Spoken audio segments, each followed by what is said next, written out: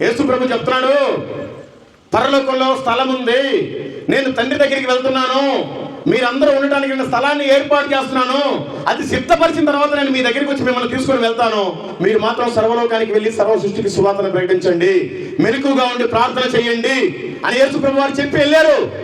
మరి మనకి అక్కడ స్థలం కావాలి, ఇక్కడ మనం ఏం చేయాలి? అది కూడా రాసి పెట్టి ఉన్నాడు. యోహాను సువార్త 9వ అధ్యాయము 4వ వచనం, పగలున్నంత వరకు నన్ను పంపిన వాని క్రియలు మనం చేయుచుండవలెను, రాత్రి వచ్చుచున్నది, అప్పుడు ఎవడు నువ్వు పని చేయలేడు. ఉత్తరప్రదేశ్ మీకు అందరికి తెలుసు, మధ్యప్రదేశ్ మీకు అందరూ చుట్టాలు కూడా ఉంటారు, బిలా ఎక్కడెక్కడ, జబల్పూర్ అటు, రాజస్థాన్, ఛత్తీస్గఢ్, ఈ 4 రాష్ట్రాల్లో యేసు ప్రభు దేవుడు అని చెప్పి ఒక కరపత్రిక ఇస్తే 7 సంవత్సరాలు జైలు శిక్ష, 10 లక్షల జరిమానా. యేసు ప్రభు దేవుడు అని నోటితో చెప్తే చాలా తీసుకెళ్ళిపోతున్నారు. మన తెలుగులో కూడా 10 మందిని వేశారు. మన 100 మందిని ఒకేసారి విడుదల చేస్తే వెళ్ళి మాట్లాడి వాళ్ళతో పాటు భోజనం చేసి వచ్చాడు. ప్రభు ధనితి ఇచ్చాడు. ఛత్తీస్గఢ్లో 14 మందిని జైల్లో వేస్తే వాళ్ళు బయటకు వచ్చిన తర్వాత వాళ్ళ కోసం బలపరిచిన వాళ్ళ మాటలు చెప్పొచ్చారు. అలాంటి ఘోరమైన పరిస్థితి. ఇప్పుడు మనకు పగలు, ఇప్పుడేం సువార్తకు ఆటంకం లేదు ఇక్కడ మన తెలుగు రాష్ట్రాల్లో. రాబోయేది చీకటి. మనం ఈ పగలున్నంత వరకే దేవుడి పని చేయాలి, దేవుడి గురించి అనేక మందికి చెప్పాలి, మెలకువగా ఉండి ప్రార్థన చేయాలి, అనేక మందికి మాదిరికరంగా ఉండాలి, మన సాక్ష్యాన్ని మనం కాపాడుకోవాలి. రాత్రి రాబోతుంది.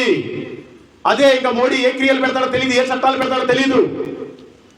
మన చేతుల్లో బైబిల్ కూడా ఉంచండి, వాక్యాలు ఎక్కడ రాసుకోవడానికి లేదు, సిలువలు ఎక్కడ ఉండడానికి లేదు, కొత్తగా మందిరాలు కట్టుకోవడానికి లేదు, ఉన్నాయో పాడు చేయడానికి ఈ మధ్యన అప్లికేషన్ పెట్టారు. ఆ పరిస్థితులు రాబోతున్నాయి. పగలున్నంత వరకే మనం ఆయన పని చేయాలి. రాత్రి రాబోతుంది, అప్పుడు మనం పని చేయలేము. అయ్యా, నేను పగలేమో రాత్రేమో కానీ నా బాధ నేనే పడలేను, నా పని నేనే పని చేసుకోవట్లేదు, నాకు ఆ పగలు వద్దు, ఆ రాత్రి వద్దు అంటే మీకోసం కూడా దేవుడు మంచి వాక్యాన్ని రాసి పెట్టాడు. అందరూ చదవండి. మత్తయి సువార్త 3వ అధ్యాయము 10వ వచనం, ఇప్పుడే గొడ్డలి చెట్ల వేరున ఉంచబడి ఉన్నది గనుక మంచి ఫలము ఫలించని ప్రతి చెట్టును నరకబడి అగ్నిలో వేయబడును. అర్థమైందండి? ప్రతి జీవితానికి ఒక గొడ్డల్ని పెట్టున్నాడు. నాకేసాడు దెబ్బ, 3 కోట్లు చిందరబందర అయిపోయింది. అప్పుడు బుద్ధి వచ్చింది, ప్రభాని పని చేస్తానని బ్రతుకుని చేస్తే చాలా సమాధానం, సంతోషం ఉంది. మీ జీవితాలకు కూడా గొడ్డలి ఉంది. మీరు కనుక పగలు పని చేయకపోతే రాత్రి రాబోతుంది. ఏ రోజు చేస్తాడో తెలియదు. మీకు కూడా గొడ్డలి పెట్టు. నన్ను మొత్తాడు, నేను అప్పుడు బాగుపడ్డాను, మీరందరూ బాగున్నారు.